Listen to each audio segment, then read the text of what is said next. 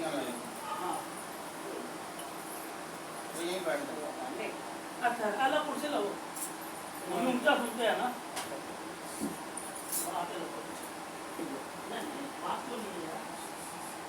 महापुरुष हर वक्त अपने सेवक को समझाते हैं कि आप संसार में रहो, संसार के सारे व्यवहार करो, लेकिन ईश्वर को कभी मत भूलो। ईश्वर ही हमारे हर वक्त काम आते हैं। आज संसार के अंदर हम कौन सी वस्तुओं को इकट्ठा करने लगे हैं जो केवल दुनियादारी में तो काम आ जाती है, लेकिन रूहानियत की तरफ वो काम नहीं आता। जिस प्रकार से नारद मुनि जगह जगह संसार में घूमे फिरे, देखा, कई प्रेमियों से, कई लोगों से मिले और उन्होंने हालात देखे। बंदा कहती मुझे कि हर एक व्यक्ति दुखी, परेशान और तकलीफ में भरा हुआ है। नारद मुनि भगवान श्री नारायण जी के चरणों में पहुंचे और विनती करी कि मैं संसार के हर एक व्यक्ति के पास होकर आया हूँ, किसी को कोई परेशानी, किसी को कोई परेशानी, किसी को कोई परेशानी। और नारायण मुनि ने भगवान नारायण को कहा कि आप ऐसी चीज दो जो संसार का हर एक व्यक्ति सुखी हो जाए। उन्होंने ये करमंडल दिया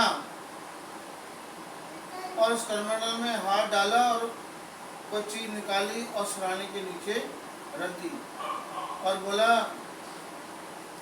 कि जो कोई व्यक्ति जो भी कोई चीज मांगता है आप इसमें से दे सकते हो।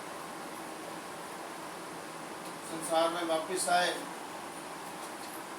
किसी ने वस्तु मांगी, किसी ने मकान मांगा, किसी ने कार मांगा, किसी ने बैंक बैलेंस मांगा, किसी ने संतान मांगी, किसी ने कुछ, ऐसे करके सारे संसार में चीजें बांटी। बांटकर फिर उन्होंने दृष्टि डाली, कहने लगे कि मैंने तो संसार के हर एक प्राणी ने जो कुछ मांगा मैंने दिया, लेकिन फिर भी परेशान है, फिर भी दुखी है। कारण क्या है? भगवान के चरणों में पहुंचे और प्रार्थना करी कि प्रभु मैंने संसार की हर एक वस्तु, जिसने भी जो कुछ मांगा मैंने दिया, लेकिन तो भी परेशान है। कहने नारद मुनि आपने जो भी व्यक्ति ने जो भी चीज मांगी आपने दिया? कहते हाँ मैंने दिया। फिर नारद मुनि को ख्याल आया कि भगवान ने एक वस्तु तो ऐसी कुछ निकाली थी। कहते प्रभु आपने एक चीज निकाली थी, आप बताओ।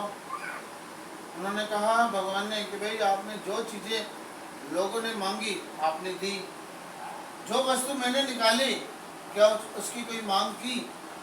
कहते प्रभु पहले मुझे ये तो पता लगे कि आपने निकाला क्या। कहेंगे हमने भक्ति निकाली।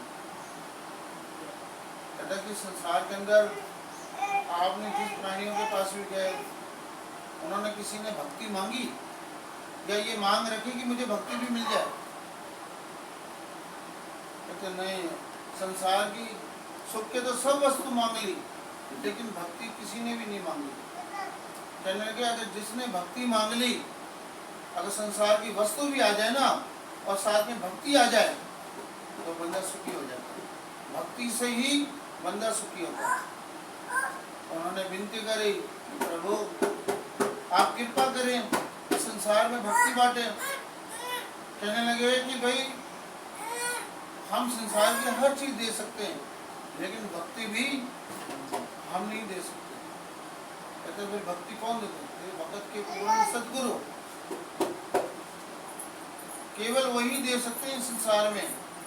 जो उनकी चरण शरण में जाएगा, जो उनका नाम जपेगा, जो उनके बताए हुए मार्ग में चलेगा,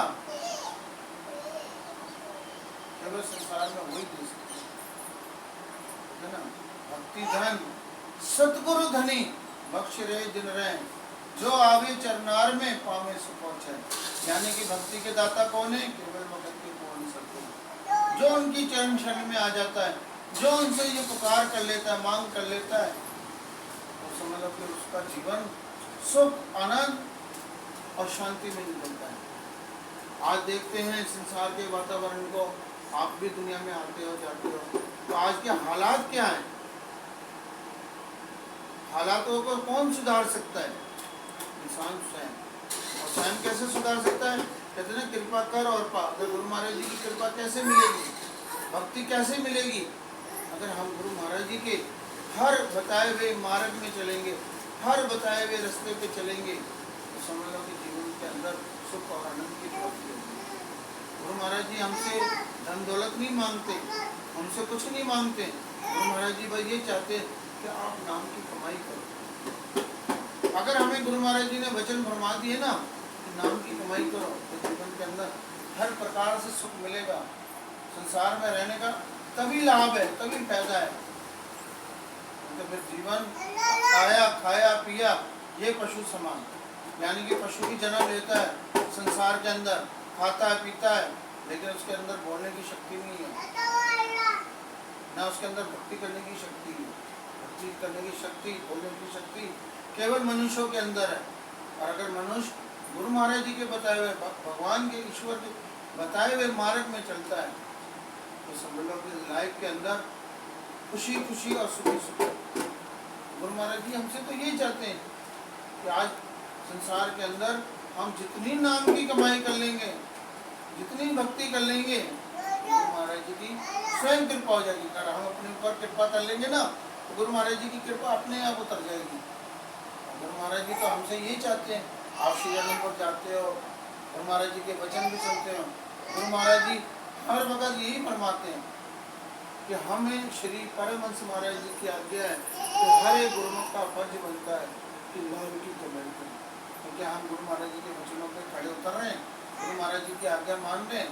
अगर हम आज्ञा माने तो जीवन का आनंद ही कुछ हो, जीवन खुश और आनंद की प्राप्ति हो, तो हमारा फर्ज बनता है कि हम गुरु महाराज जी के हर एक वचन का पालन करें और जीवन में सफलता करें। तो देखो लोग भी सुखी होगा और लोग भी सुखी होगा, और श्री गुरु महाराज जी का सुंदर सुंदर आशीर्वाद बोल मेरे श्री गुरु महाराज की। हाँ माता, माता ने एक और सुनाओ, बस भजन भजन सुनाओ, प्रवचन सुनाओ, वचन जो आपके यहाँ पे। हम लोग ये भंडारे का बना दोगे जी? हाँ जी, सारे परिवार को लेके आना हाँ जी। माता, ठीक है? भंडारे के साथ